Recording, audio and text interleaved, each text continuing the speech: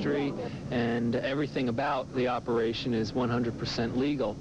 The freighter was towed to Staten Island, and the 3 men turned over to the U.S. Marshal's office. Penalties for an FCC violation can be stiff, up to $100,000 per incident.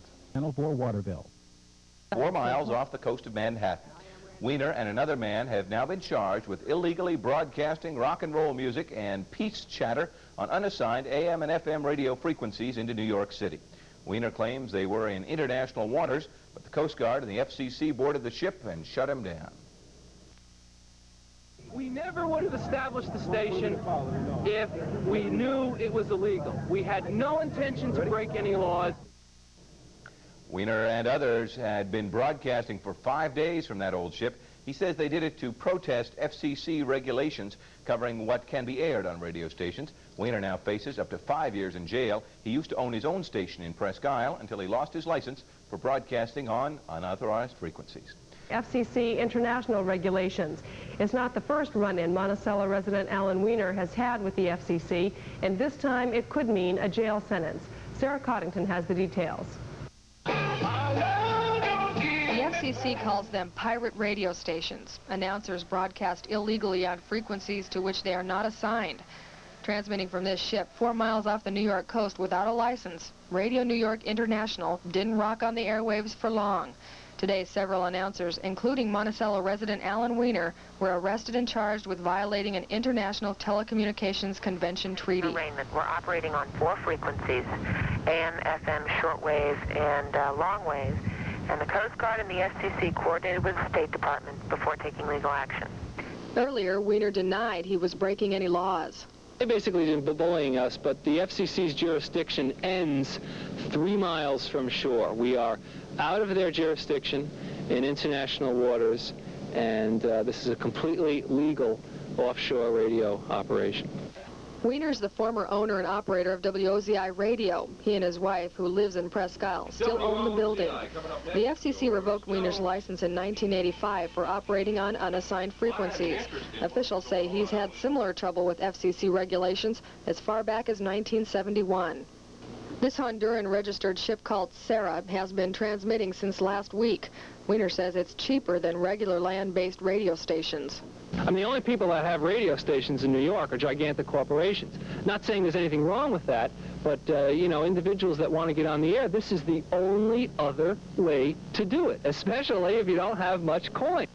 But even so-called freeform broadcasting could cost Weiner a pretty penny. If convicted of violating the international treaty, he could face up to 5 years in jail and/or a $250,000 fine.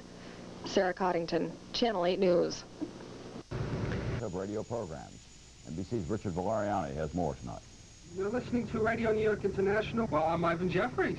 And I am Randy Steele. I'm the guy who they're going to come after all of this. Radio New York International is off the air.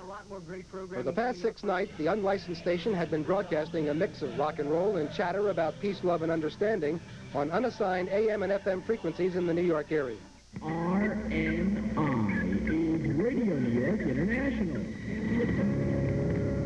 RNI was set up on a rust bucket renamed the Sarah under Honduran registry and anchored 4.5 miles south of Manhattan. It was conceived by a group of gadfly radio enthusiasts as a protest against FCC regulations requiring station guidelines for what disc jockeys can say. The FCC has absolutely no jurisdiction whatsoever over this radio station. It is free and uncensored and will stay that way. But not for long. Early today, Weiner and disc jockey Ivan Jeffries were arrested by FCC and Coast Guard officials who boarded the ship and seized it. The 2 men were charged with operating a radio station without a license. If convicted, they will face a maximum sentence of 5 years in jail and/or a $250,000 fine. We never would have established the station if we knew it was illegal. We had no intention to break any laws. That's not how the FCC saw it. What we have here, though, is a very deliberate attempt to test the authority of the Commission. As short-lived as it was, RNI apparently did make history. An FCC official said this was the first time a station without a license had ever broadcast into the United States from a ship offshore. Richard Valeriani, NBC News, New York. Station off New York. And RNI, and here are the Beatles, the original An unlicensed rock and roll station calling itself Radio New York International began broadcasting Thursday from a rusty Japanese fishing vessel anchored in the Atlantic Ocean outside the 3-mile limit. That violated Federal Communications Commission's rules, and today federal authorities boarded the ship, arrested 3 men, and shut down the pirate station. RNI offered itself as an alternative to commercial rock radio. To seize the Sarah, and the 2 crew members on board at the time were arrested. The Sarah is in the protective custody of the Coast Guard at this time. We were in international territory on a foreign registered vessel operating a free, uncensored radio station trying to provide free-form rock and roll to the listening audience. The problem is there are no jurisdictional limits when an offshore broadcast is aiming its transmission at the people onshore. And the FCC simply wasn't amused by the pirate ship's broadcast interfering with licensed stations. There are legal ways to operate a broadcast station and get a license and do that. You don't have to go off and operate a pirate radio station off the coast to achieve those ends. But Radio New York International thought it had to.